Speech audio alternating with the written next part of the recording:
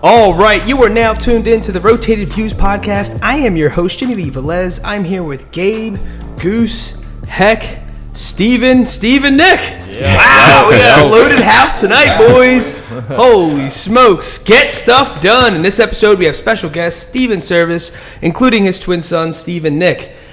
We discuss fitness, family, motivation, reality TV shows, and the real estate industry. We wrap episode up with quotes from David Mezzapelle and Alexander Chase. Guys, if you're new, thank you for listening. Don't forget to download and subscribe. We drop a new episode every Tuesday morning for your listening pleasure.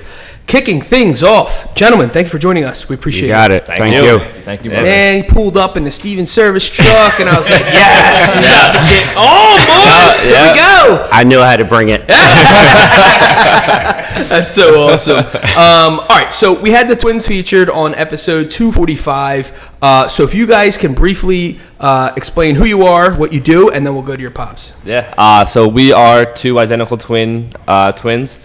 Stephen and Nick, and we own and run our own private chef fine dining service called Service Events. Love it. And if you guys want to get more familiar with what they do, check out episode 245. And sir, man of the hour, let us know who you are and what you do. My name's Stephen Servis, and I am a real estate agent with Homestar Realty. Been investing in real estate for probably about 20 years. Nice. Was a contractor years ago, had my own business since I've been 18, so again, just making it happen. So that's what I've always said to do. So we had the boys on, and they mentioned you multiple times. Obviously, you have a positive influence on their lives. So we call it Get Stuff Done, but we know what it stands for. And it was and so like you have the tattoos that literally say "Get Stuff Done" on it. But anyway. How did that come about? And talk a little bit about that. I think it came from my dad. Yeah. That always said to me, my dad didn't finish high school. Yeah. Iron worker, and started his own business. Couldn't read or write, but started his own business. Nice. And that's exactly what he said. No one is going to give it to you. No one's going to hand it to you. You need to make that happen. Yeah. And that's really what I've always told these guys. No one's giving it to you, man. You got to get up every day and do it yourself. Yeah, and boys, like you guys mentioned a little bit when on your episode 245, but talk about a little bit about your dad's mindset and how it translated to you all. Yeah. So I guess growing up, we watched him, like you said, own businesses since he was 18. We constantly watched him do anything he put his mind to, and not only do but succeed. Yeah. At anything he put his mind to, and he always told us like, yo, you can do anything you want. Don't ever let somebody tell you can't. It's just a matter of you actually going out and making it happen. Yeah. And then from that, as we all gotten older, we kind of really just truly embraced that whole meaning of it, and it's really worked for our whole family. Nice. Yeah. Yeah, and it truly is a mindset. It is. Yeah, you know more than anybody. Absolutely, absolutely. Exactly. It's a total mindset. You get up, you go and get it. Yeah. You got to put it out there. I love it. Yeah, you got to do it. Even through failure, we've seen certain things not work. Yeah, exactly. Certain things work amazing. You know what I mean? But no matter what, you're going to still wake up every day, and you're still going to kind of do it, and still push forward, and still keep kind of moving forward. I don't know what I'm going to butcher the statistic, but it was saying something along the lines of the average millionaire ran through 13 plus businesses before they found the one. Ask her. Yeah. So we got Ma Dukes on site too. She's laying low key tonight, but she's here supporting. Shout out Ma Dukes. My first business was a limousine business. 18 years old. Wow. I had everything from a deli to a limousine business and a water ice business. My contracted company. I washed trash. Dude, I just got the chills. I love it. And she stuck with me through it all. Ride or die. I love it. I couldn't have done it without her because thank God she had the secure job. Yeah. But yeah, man, I did good, and then I failed at certain things, but I always knew I had to keep going somewhere. So all right. So explain to us how the real estate came into play. So you tried a bunch of things, whether they worked out or not. You got a lot of obviously learning experience from him. What made you jump into real estate? I'll go back to my dad. Yeah. My dad owned 3 row homes. Nice. 2 of them were duplexes, and he always told me, you buy stuff that someone else is going to pay you for. Nice. When you're not doing anything. Passive income. Yeah. And that's what, like I said, didn't finish high school, but I learned from him. When I was 21, I wanted to get my real estate license. I honestly didn't believe in myself that I could do it at the time. Yeah. I waited until I was 40. Yeah. And I got my license when I was 40. 2007 is when I got it, but I was a contractor for years. I invested in some real estate, and I finally got my license, and I haven't looked back. And now, wherever I could find some wood, things are going great. So explain what you currently do. Is it Yep. just real estate investing? Do you flip homes? Do you Yep. build them? I mean, how does it go? So I'm a real estate agent 24/7. Yeah. But that's a career will make you money. You can make money at a career. Yes. That's not going to make you wealthy. You Correct. can become rich. You can make a couple $100,000 a year, but not going to make you wealthy. Yeah. To retire and to be done. So we invested in small homes in the city of Philadelphia years ago when Northern Liberties was coming around. Yeah. I didn't go to Northern Liberties because that was the $200,000-$400,000 area. I couldn't afford that. Where'd I go? I went to Port Richmond. Okay. I grew up in that area. I grew up in Frankfurt. I knew it, played soccer there, and said, this is where it's going to be. So we bought a few homes, 4 or 5 homes, 40, 50, 60 grand, held them for 5-6 years, rented them out, fixed them up a little bit, and then sold them. And I turned all those homes, you 1031 exchange them, into now 7 units, 4 buildings in Quakertown, two mountain houses at Lake Harmony on the lake, a house they live in Doylestown, and just keep. Yeah. He's also being very modest when he says fix him up a little bit. He completely. So you guys give us a little bit of insight and show off for your dad. You're talking about like complete upside down gut and fix-ups. redo by himself everything. Not just no little just buy it and rent it out. We didn't just paint the walls. Like everything is different inside the Yeah, houses. he bought it, and 3 years later rented it out. It took me a little bit of time. 'Cause Yeah. I'm kind of control freak, so I like things done my way. And then when I walk down there and someone else does it, I'm like, here I am doing it again. Yeah. It's not done right. So Yeah. you live and learn. You do stuff. Now I have some people that are doing some of my stuff, but I'm still cleaning toilets on my hands and knees at Lake Harmony a few times a week in between doing deals as I'm driving. So yes, he is. So first of all, Lake Harmony's awesome. Yeah. So how did you get there? Like, I mean, locally, a lot of us go when we go up to mountains. That's kind of where you go to. Yeah. So was it just some of your visiting, and then you're like, yo, I gotta. I was doing some research. I've always wanted to get a place like that, and It even goes back to your parents though, right? yeah, like we would drive by there, and I remember one time my dad just passed, and we took my mom out for like a Sunday afternoon. The boys were little. My youngest wasn't even born yet, and we drove through Lake Harmony. Yeah. I remember driving down that road on Lake, South Lake that I own on now, and being like, I want this. This is what I want. Like, I want something like this.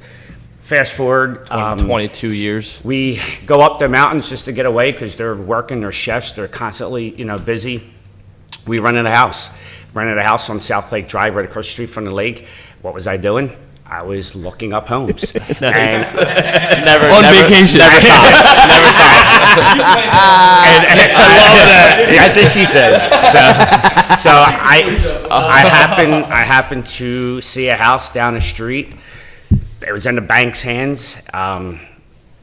It took me 1.5 years to get it. I almost got divorced over it. Because it was something that we didn't have the money for. Yeah. I had to figure out how to do it. Yeah. And I did. And she was like, we're down to our last penny. Like, we have nothing. Yeah. You can't do this. And I couldn't stop thinking about it. I couldn't. And I held it. And I said, I'm sorry, but we are going to do it. And you made it happen. we did. And I just purchased the third one. I closed on July 9th. So I got and after the first one, and she saw the money we were making, I've not had a problem since.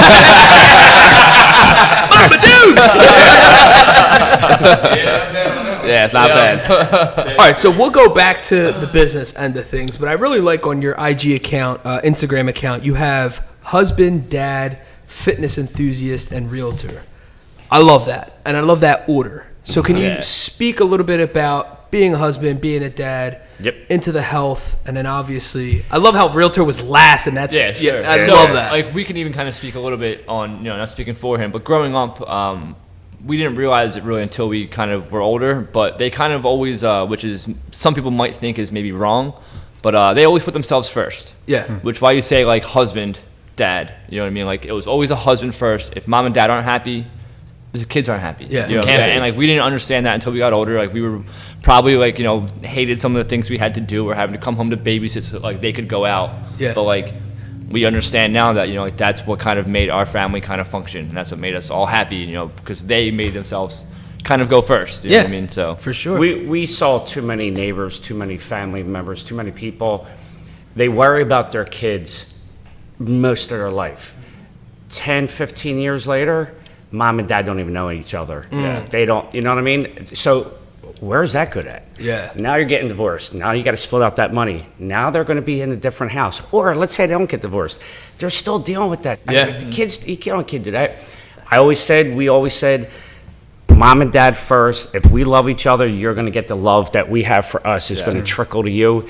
That love trickles to my kids. Yep. And then from there, it's about looking good. It's about feeling good. Really, the last thing is your job. Yeah. Because if none of that is right, Yeah.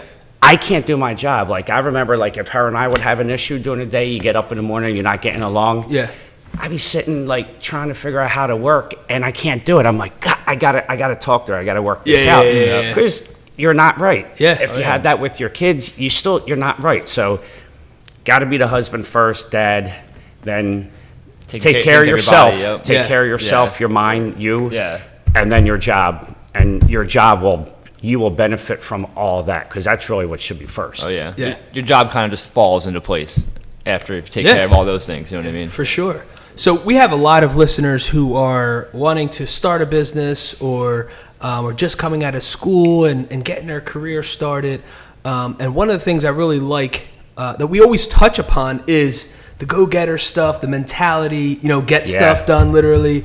But I feel like a lot of the times we put our own health on the back burner.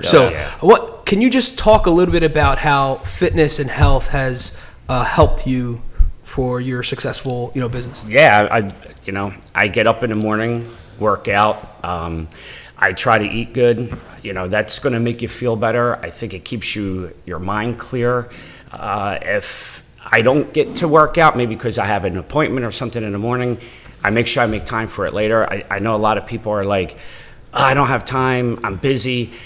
You don't make the time. Making excuses. We always say, like, you can make the time. How much time do you spend scrolling on your phone? How much time do you honestly big spend? time. How much time do you spend complaining? Big like, time. yo, if you don't do that, like, you have time. You know what I'm saying? So true. Yeah. I mean, you mean to tell me you didn't watch a little bit of TV today? Yeah. You could have worked out.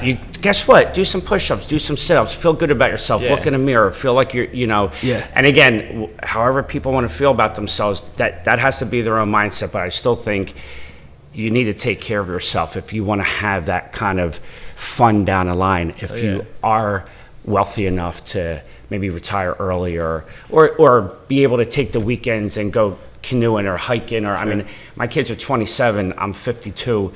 I could still do that with them.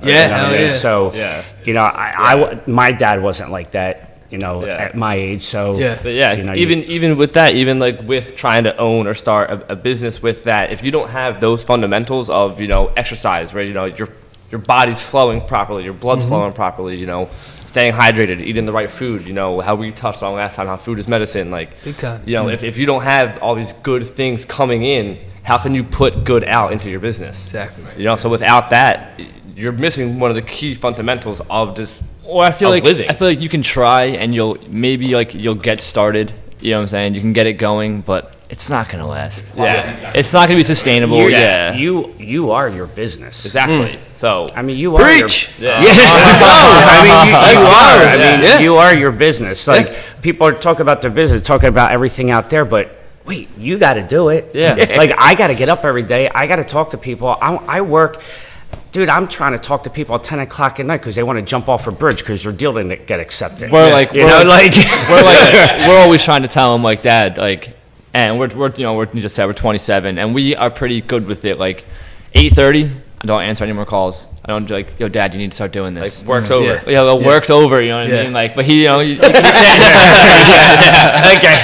Well, yeah, that's also a reason why he is, the dad, and we're the kids. They're still learning. We're still learning. Yeah. That's awesome. They're still learning. Yeah, man. So my wife and I were trying to get. We are getting our property repaved. So we have like the sidewalk and a driveway. Trying to get that. And it's funny you say that because. I mean, in doing that process, everyone knows you got to get multiple estimates just to make sure you're not kind of like messing yourself over. Yeah. Sure. Yep. So a couple of the guys came out. One guy came, I'm not exaggerating, 6:30 in the morning. I'm like, all right, bud, I'm up. Actually, I'm heading out to work, but I travel. So anyway, so he comes out. He looked like he never went to bed. He gets out of the truck. A tape measure rolls right out of the truck with him. He fumbled around. He didn't have his like measuring thing. And cement is like based off of how square footage and stuff. Like he gave Thickness, me an eye look. cubic yards. His hair was a mess, and I'm like, if this guy can't even take care of himself, he's definitely not going to hook us up. There's no way. Absolutely. And then you had the guy who was prepared. I mean, I'm not saying everyone has to come back slicked hair, groomed, but it was like the guy came presentable. Yeah, sure. You know what I'm Presentable, saying? yes. He had a polo tucked in. He's ready to rock and roll for Yeah. that business. And he gave me a fair estimate. Makes you feel comfortable. Yes. Makes you feel confident in what he's going to do. Because Yeah. you know what's going to happen?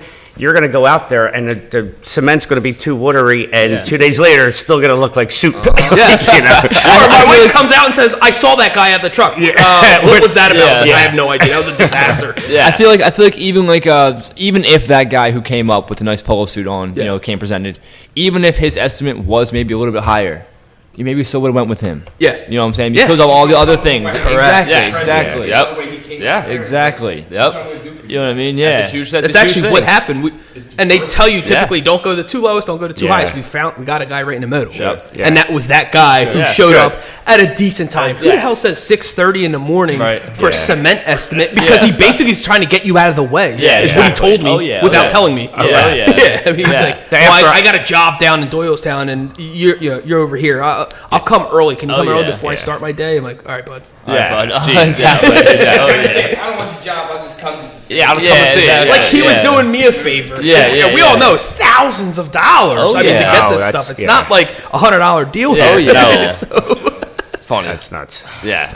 So presentation is a huge. Listen, and I'm not also talking about you have to be suited and booted shirt. No, It's no, not no. that. It's presentable. Yeah. Yeah. Professional. Yeah, professional, yes. 6:30 in the morning is not professional. I don't care who you are. And like I said, I'm an early bird, and so it didn't really technically bother me. Sure. Yeah, but still. like my wife wanted to be part of the process, and she couldn't. Yeah, She's like, yeah. I'm like getting the baby ready, like 6:30 in the sure, morning. sure. What are you doing? Who does that? Yeah. Exactly. For an estimate too, like maybe to come start a job. Okay, you can come Wouldn't start mind at it. 6:30 in the You're morning. hired fine. already? Yeah, Good. Sure. You're good to go.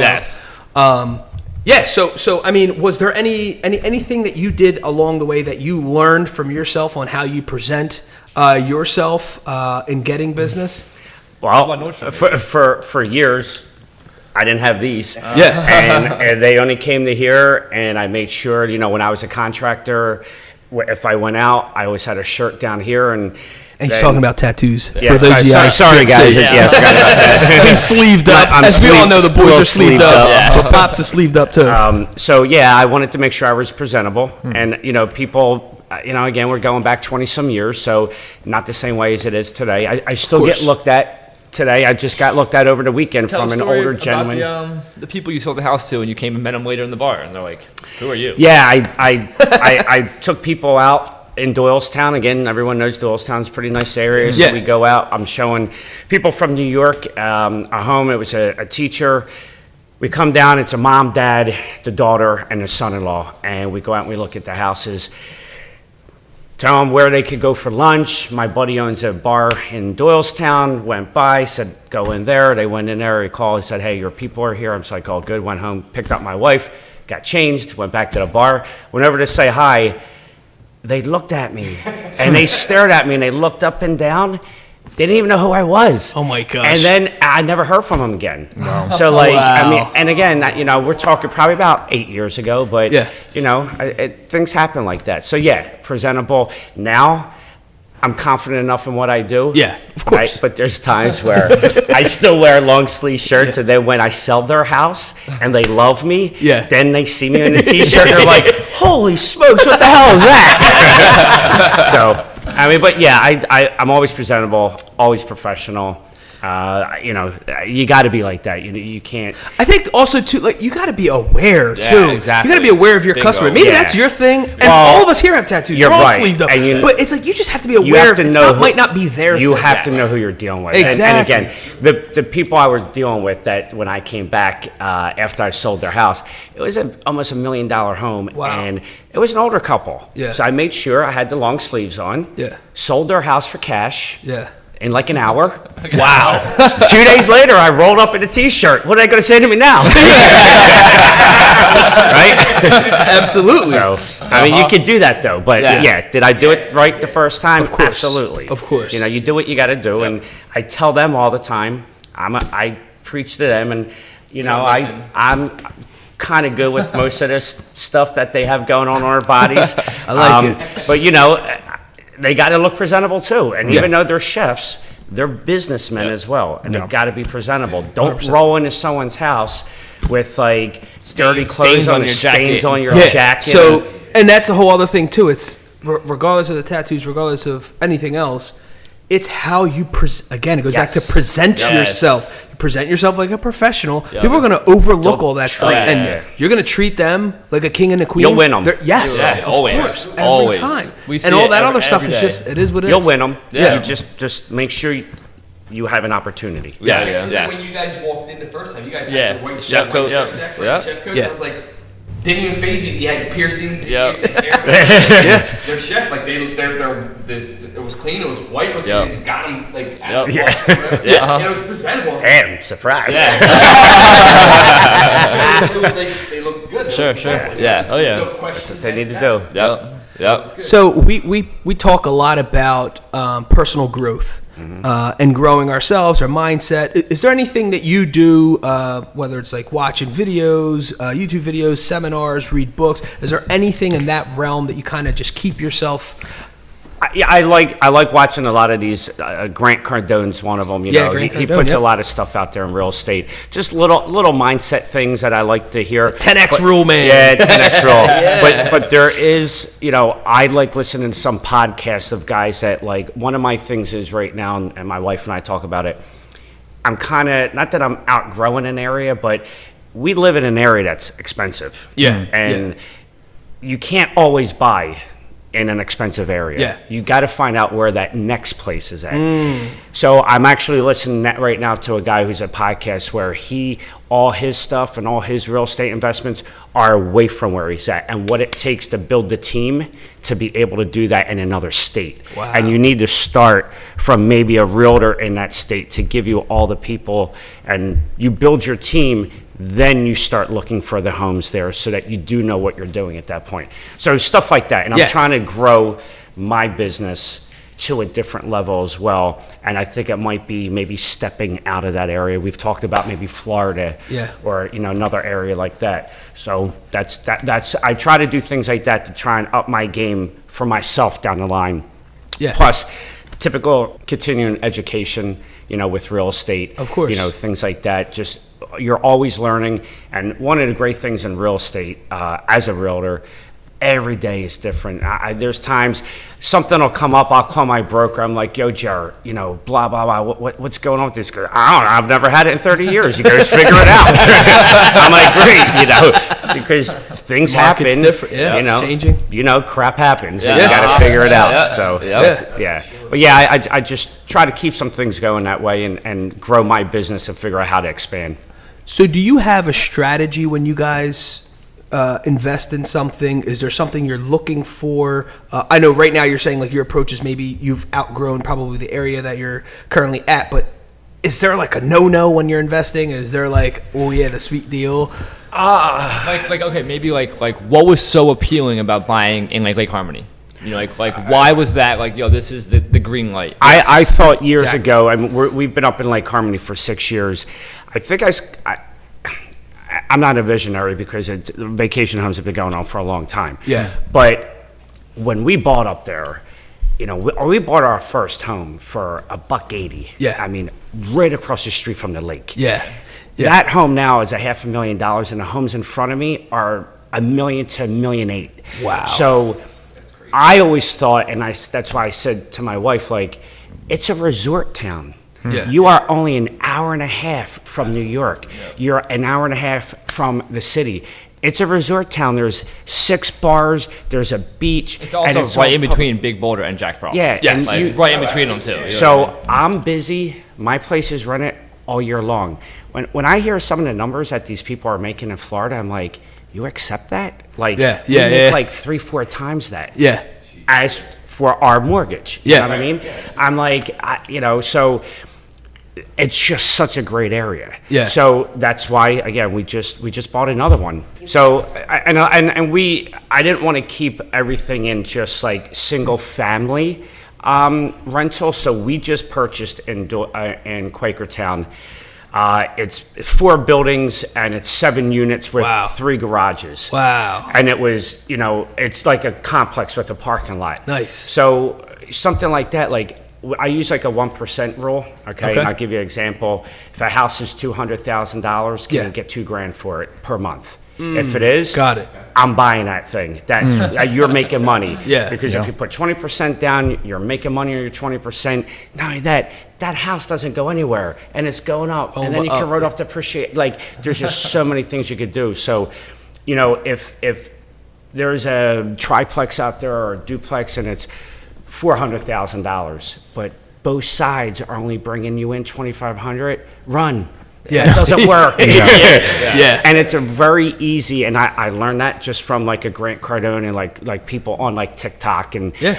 I kind of knew all that, but like they talk about it all the time. That is like your quick deal. If I look at it, can it be this number? Yeah, then it's a good one. Nice. And one of the things that they all talk about is your BRRRR method.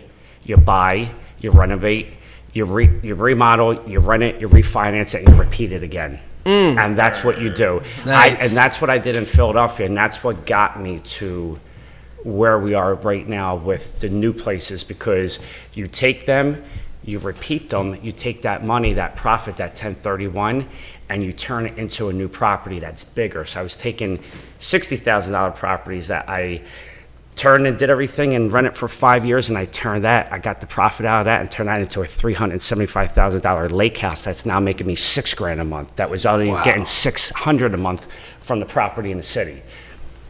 Nice. Building, Well, So And it's so important to have those methods, because currently, obviously, we're in a hot market. You have what they call FOMO, which is fear of missing out, and people get excited because they don't want to miss the action, and they invest in a bad property or just make those mistakes. So the fact that you guys invest based off certain rules or particulars, that's going to save you. So any new investors listening, that's going to save you. And you know what? And if it doesn't meet it, as much as you're excited, I get excited about doing it. Don't do it, because there's another one out there. Yes. Trust me. Yeah. There's another one out there. And you just got to, keep grinding and looking for it.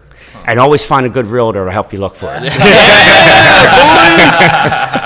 There's a financial advisor guy by the name of Dave Ramsey. I'm not sure if you guys know. I know Okay, well. so Dave Ramsey always says there's a house on every corner. That's right. So funny. He's like, So relax. true. There's a house on every corner. You'll find it. You'll find it. Yep. Yeah. And even when people get upset when their deal's not, and right now we've been in this market where I write 10 deals in a night, and you don't get all of them. You know what I mean? Like, it's just the way it is. Yeah. And I tell people, we're not going to buy a crappy house. You're going to get your dream home. Yeah. It just might be the next one. Just hang tight. We're going to get you there. it might be worthwhile. Talk about like why what's happening right now isn't sustainable. Well, I mean, people buying it's- over asking, and the whole process. Yeah, And- because that could be a complete disaster. Oh, it is a disaster, and actually. It is, because these places aren't appraising. It's going to take them. I mean, if you think about it, if you're paying $40,000 or $50,000 over for something, how long before that even has happened a lot out? recently. And it does happen. And one of my things, and without getting into the whole COVID stuff and all that, unfortunately, when we weren't allowed to show more than 2 people in a home at a time. So it was me and my 2 buyers, no kids, no mom, no dad, no decision maker, no one. And not only that, you had a half an hour and you were done, and then the next people came in. So it created a frenzy of people standing in line waiting. And I had Exactly. I had a listing that my seller calls me and says, hey, my neighbor said they're actually fighting outside the house because people are taking too long in the home. Then they walk out and they're yelling at each other because they just used up their time. It was nuts. Crazy, bro. Crazy. So, and why was it? Again, it was because the Real Estate Association put the rules in as to the CDC, that COVID stuff, that we just couldn't have people in the house. That's all you could have in there. So, years ago and even before that, there could be 50 of us in a home looking at a home. We all just walk past each other, look at the home, run out, and then run home and put the offer in. But now, I can't even get people in a home all weekend long. Come Sunday, it's gone. So they're like, Steve, you didn't even get me in there. What could I do? It's booked and so it's just been tough. Busy, but I'd rather have a different busy. Have you been saying these people who are buying $50,000 over asking price, in 7 years when they want to maybe have kids and they want to maybe upgrade or something like that, now they won't have the equity in it because they paid $50,000 over. You know what I mean? Yeah, where is it going to go? You know what I mean? And again, I don't have a crystal ball. None of us do. We can say where things might be, but is it going to go up that much? Is it going to go up as much as it's been going up? When's it going to slow down? It has to. It'll level off. It might not go backwards, but it's going to level. It has to level. It can't keep going. Yeah, right. Yeah, my buddy had a house in Ivyland, PA, and he landed a gig in Boston. And when he goes, at Boston College actually. So he started his job, and while he was there, his wife and his daughter are still in Ivyland. He's over there looking at homes, and he said the first opening he walks up to, he said there's 30 people in line. Yeah. He calls his wife, he's like, we're not doing this. Goes back on the phone. He's like, there was 30 people standing out front of this line, and we're talking Boston, so it's not cheap at all. No. And so he's like, unfortunately, he's like, so they went through the process. They realized that was just the market, and if they wanted to move out there, he already accepted the position. He had to do something like that, and I know for sure he probably overpaid for the house that they got. To avoid that, rent maybe for a year and let it cool down. I was just going to say, I've actually talked to people and have sold their homes so they could capitalize on this market, and they're going to rent and bank. Yeah. For the next year or so, wait till things go down, but they're pulling out $80,000, $100,000, $150,000, and they're like, so we just downsize for a year. Yeah. They rent for $1,500 a month, and they're good, and then they go back into the market when they're ready. But yeah, man, if I told my wife I wanted to sell my Doylestown house. She's like, no, you're not. But then where do you go? Yeah, right. You know what I mean? You capitalize on that, but then it's harder to try and find something. When you sell a house, you pay taxes on that? How does that work? Like if you were to sell a house and they go to rent, because typically when you sell a house, you use that money towards your purchase of your home. You don't pay taxes on your primary home. Like you don't pay capital gains taxes on your primary home. So it's not like they have. So like if I sold an investment property and it's an investment property and that's like second or third property, if I made $100,000, I'm going to get taxed on that unless I 1031 exchange it. When you have your primary home, you don't get taxed on that. It's $500,000 for a couple, $250,000 per single. So you don't, so you have to make over and above that for anything. So that's why, and now that most people, they may take $100,000 if they make 200 and put it towards their next home and then put some in the bank or whatever. So, that, and again, your tax, I always say you consult with your tax guy for something like that, but it's not the same as an investment property. You don't pay capital gain on that. I always say people, you just sold a house and now we're going to go rent. I'm like, how you rent? What did you do with all your money? You just put it to the bank and no questions asked? And you know what? As long as you have to sell the house, you can put that anywhere you want because you actually have proof from your HUD sheet that that you sold the home, you got this amount of money. It's kind of when you just walk up with the bag, and that's when they kind of, yo, buddy, where'd you get that from? So I know TV is known to kind of deceive us all, right? From WWF to flipping homes, and I want to talk to you about some of the shows. Everyone's industry, I believe, gets touched on somehow, some manner, right? From the cooking industry, cooking shows to the real estate shows. What's your take on any of them? Some of them, I know, glorify flipping homes and make it seem like it's the easiest thing ever. Versus some people show the real deal. It is a challenge. And there's obstacles. The flipping home thing, I mean, what that's done is it's made the market harder. Yeah. Now everyone thinks they could do it. Yeah. Then you have like your everyday people, like you were talking about, buying bad investment. They look at you like, oh, this is great. We're going to be able to make this amount of money. But then they don't realize 3 months later, lumber goes up. Now you're 20-30% in a hole. Well, that was your 20-30% profit. Now what are you doing? Yeah. And then next thing you know, they can't finish a project, and there it is. You know what I mean? So a lot of people can do it, but again, I'm not a flipper. Yeah.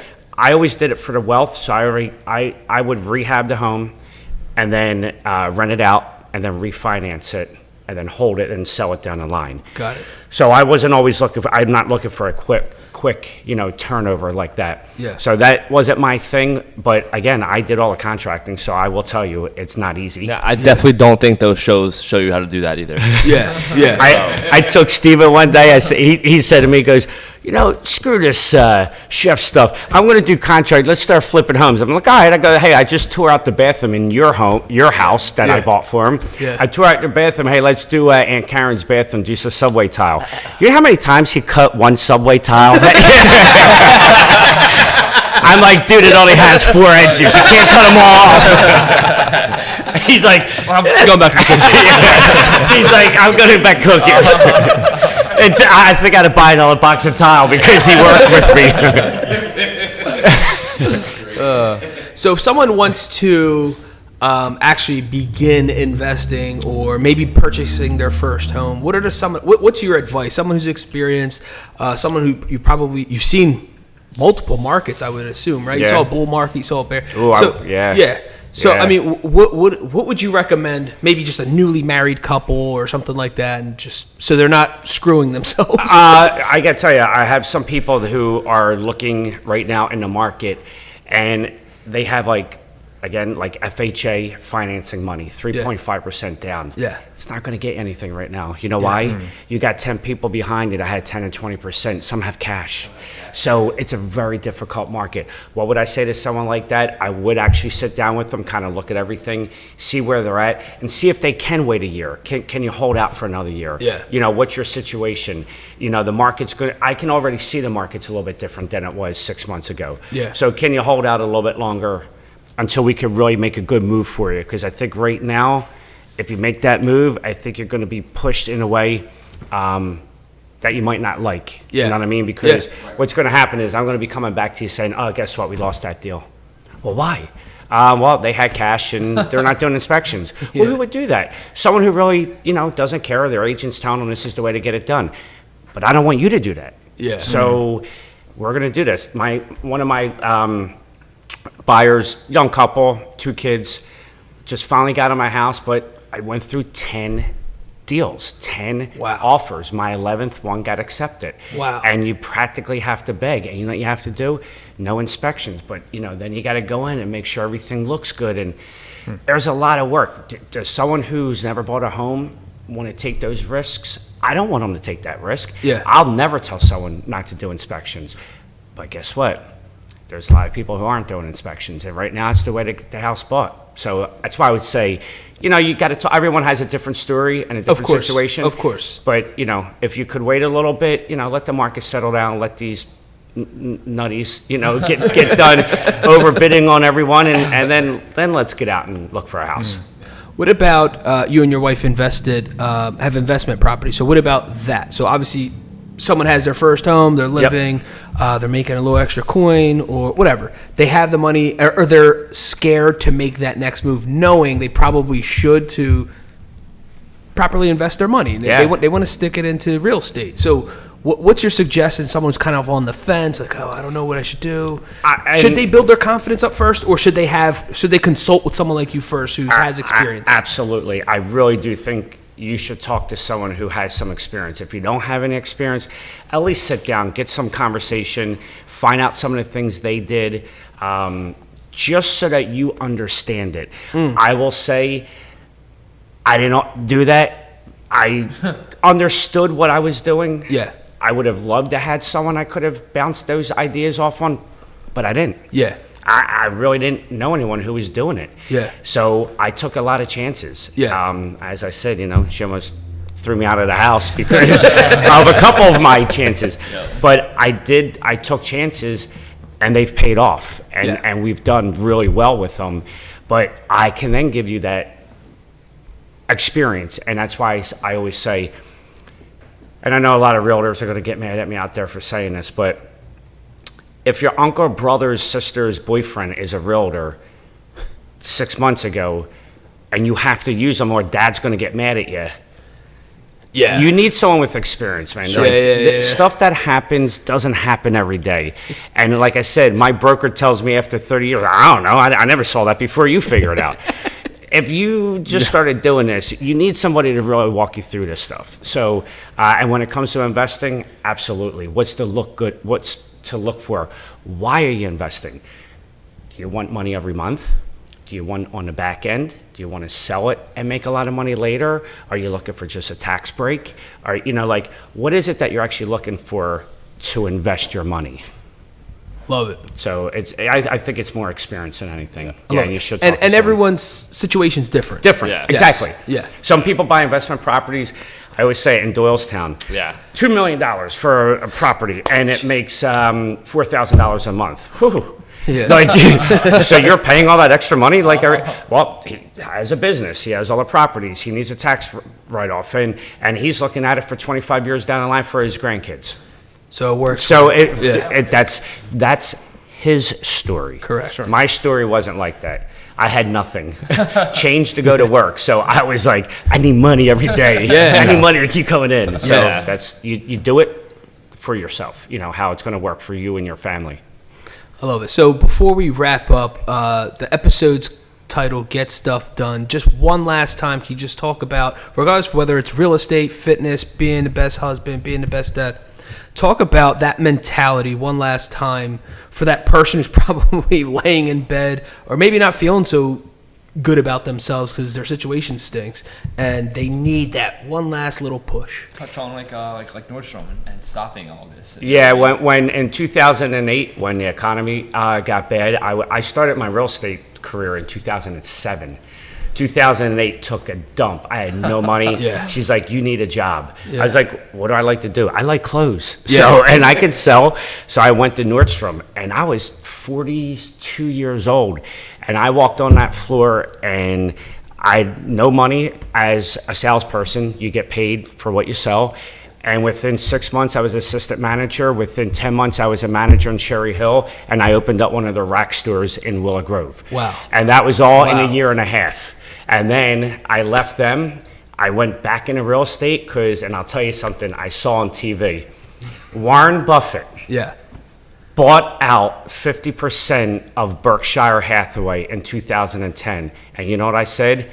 Real estate's turning. And I put my notice in and I told Amy, I'm leaving February and I'm never going back to retail again. And I started in real estate and I've never looked back.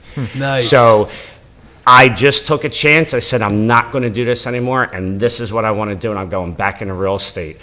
And you got to take the shot. You don't make any goals that you don't take the shot from. Exactly. You know what I mean? So I feel like we've been learning a lot about going with that. That the more risks you constantly take, the more rewards you're going to get. So if you're, I'm sure opening the barbershop, if you're laying in bed feeling bad for yourself because something's not happening. Well, you need to take that risk. And if you don't, you're never going to get that reward. You're never going to know if you're going to get that reward. And if you make that risk and you get that reward, make another one then. Because that's what's going to keep you going, and that's how you don't sink back into that funk. I think that's the whole mentality of make it happen. Keep going more and more, and keep even keep when pushing. it does get scary because it's going to. Hey, we've all been afraid of taking that chance. Like I said, honestly, when COVID came around, we just bought that big unit in Quakertown, and it was like $785,000. Wow! And it was in the middle of COVID in April, and we didn't even know if the people were paying the rent. We had no idea. I'm like, so I'm taking on a $6,000 a month mortgage for 7 units. I don't even know if they're paying their rent. No idea. I needed $100 and some grand to get to the table. I didn't even have it. We were so tight, and the rentals in the mountains weren't allowed to be rented. So completely. They stopped them. So nothing. I have 5 mortgages. Nothing's being. No money's coming in. Wow. So guess what? And I'm like, and I gotta go close in 2 days on $785,000. Guess what? I said to Amy, I'm like, I'm not gonna let this one little moment in time take away from 30 years of my future. I waited 1 week. I had a check come in. I found the extra 10 grand, went to closing, and that was a year and a half ago. Never looked back, and the rents have been paid ever. Like, they all pay their rent every month. And I never got like the COVID help. I never delayed on my mortgage pay. Everything's been good because it's just the way we make it happen. But yeah, man, like even up until just April of last year, 2020, my what was puckered. So that's awesome. Still doing it. Yeah, of course. Of course. Yeah. All right, so folks wanted to reach out to you. How can they connect with you? I know you have an Instagram. Yep. You have email or website, anything that would help them reach you. So Stephen Servis, you can find me on Facebook, StephenServis, Instagram the same way. I have a truck that has my face on it driving around all Bucks County, and I just put a whole wrap on a dart bus in Doylestown. So you might see me around there too. Very cool. You could maybe drop a line there, and I could give you my phone number. I don't know if I could get my phone number. Yeah, you can. Yeah. 215-292-2492. Text me, hit me. Just want to have a chat. I'm all good. I love talking to people about real estate. He does. Yeah, he does. He definitely does. Too much. Yeah. All right, and the twins, you want to leave your lines as well? Yeah, sure. Service events on Instagram and Facebook. Nick's Service Cooks and S Service Cooks on Instagram is our personal Instagrams. Send us a message. Same thing. Our phone number is 267-885-9675. Give us a call and you'll talk to either one of us about setting up events with us. Yep. Or just talk about food or real estate, maybe. Really. Yeah. You never know. Or cutting tiles. Yeah. No, definitely not cutting tiles. All right, awesome. We like to wrap things up with quotes, and the first one is by David Mezzapelle. I believe in eternal possibilities for life to expand and improve. I am convinced that anything can be better. And the second one by Alexander Chase. The life we're living today is defined by the thoughts in one's mind and the action implemented on the outside to be who we are. Get stuff done. In this episode, we have special guest Stephen Servis, including his twin sons, Steve and Nick. We discuss fitness, family, motivation, reality TV shows, and the real estate industry. Wrap the episode up with quotes from David Mezzapelle and Alexander Chase. Awesome. Guys, thanks again for joining us. The Rotated Views podcast was produced for self-development purposes. Huge shout out to our sponsors. This episode is brought to you by the Blessed Lifestyle brand. That is BL3SSED.com. Also sponsored by The Motivation Files Unleashed. This motivational mixtape will be your fuel for success. Available on all platforms. Guys, don't forget to visit the website, JimmyleeVelez.com. Follow us on Facebook and Instagram at Rotated Views. If you have any inquiries or questions, email us at info@JimmyleeVelez.com. On behalf of myself and the rest of the crew, we wish you massive success. Stay blessed.